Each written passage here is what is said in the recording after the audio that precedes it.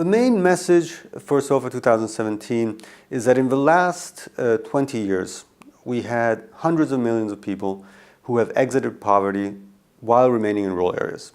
However, these improvements in livelihoods have occurred in a very uneven manner across regions.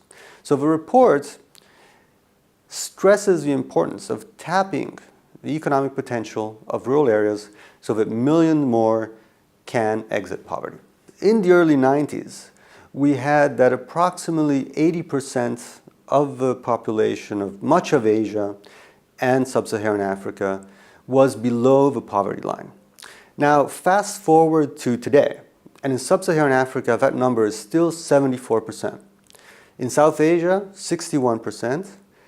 In much of the rest of Asia and Southeast Asia and East Asia, it is 22%. A stark difference in how development has worked out in the last 2 decades. So this has implications for achieving the objective of cutting this poverty in half by 2030. Sub-Saharan Africa and South Asia are not on track unless something changes. What's happening is that industrialization is lagging in these regions, and people are entering low-paying informal service jobs in cities. So you have urbanization without industrialization, which is not a path out of poverty. Urbanization is an opportunity for rural areas. Up to 70% of the domestic food supply in developing countries is consumed in urban centers. So this has two important aspects. One is, first of all, the type of demand associated with urbanization is one that is towards higher value products. So fish, meat, eggs, dairy. But also the other aspect is higher value processed foods. So tapping into this kind of growing domestic demand is an important avenue towards reducing poverty. How so? Well, in two ways. One is linking smallholders to this growing domestic demand, urban demand, as a way of improving their livelihoods. And the other avenue is enabling domestic value chains as a way of generating off-farm employment.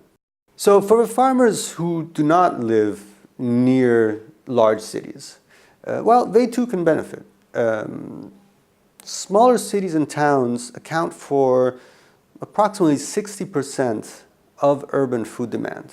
So there's a real opportunity there for local producers to service that demand. Smaller cities and towns also provide opportunities for off-farm employment, for sending kids to school, education, and for other services. So the report highlights the importance of these more distributed small cities and towns as a way to have more inclusive development. The problem is that the majority of resources are often allocated to large cities. We need to invest in all dimensions of food systems. And here what we mean is invest in rural areas, but also thinking about how these are connected to urban centers.